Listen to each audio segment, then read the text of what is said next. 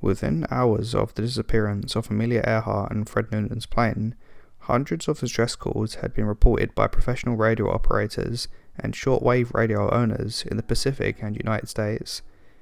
For Amelia to be able to put out a distress call, she would need to be able to run the plane's right engine, to spin the propellers and charge the batteries, meaning she would have made it to an island. Reportedly, on the 3rd of July, Pan Am Airways locates 3 different calls from Midway, Oahu and Wake Islands. When they tracked the sound waves to the source, it appeared that the sound waves had come from the region of the Phoenix Islands, which includes Nicaragua. Dana Randolph from Wyoming, who was only 16 years of age at the time, reports hearing Amelia mention that she was off a reef on the south of the equator. A woman from St. Stephen's, New Brunswick, reports hearing Amelia say that the navigator was badly injured. One report from Toronto claimed to hear, "We've taken in water, we can't hold on much longer." Most famously was a report from Betty Clunk from St. Petersburg, Florida.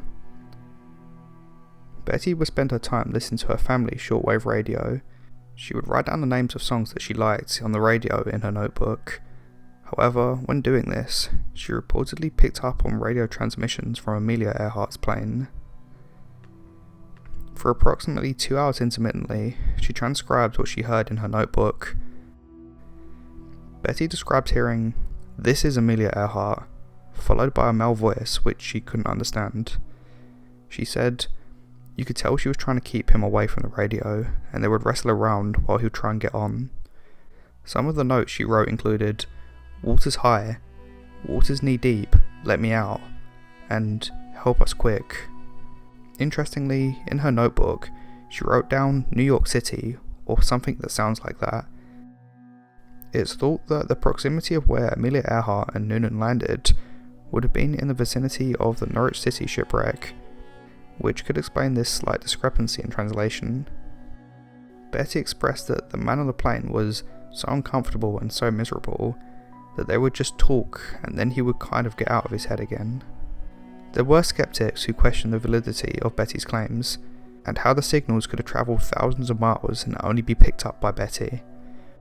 However, others have claimed that the type of radio signals created by Amelia Earhart's radio are called harmonics, which could have been able to reach Betty's receiver.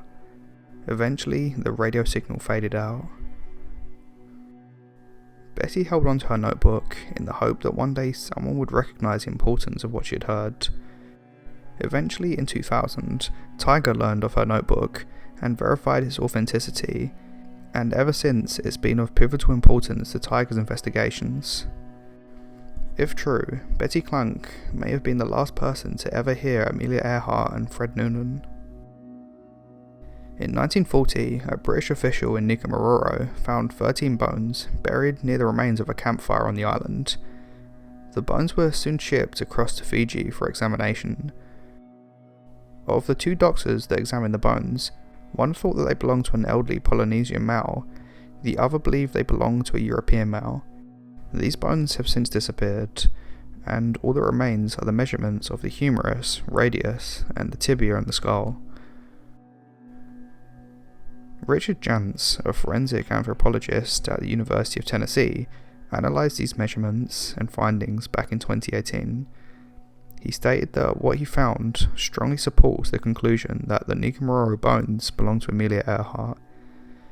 In Forensic Anthropology, Jantz wrote, "If the bones do not belong to Amelia Earhart, then they are from someone very similar to her." Thank you for taking the time to watch this video.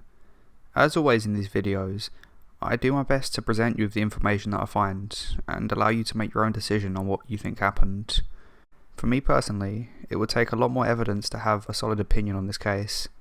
Before you go, please take a moment to check out the charity of the month that I've linked in the description below.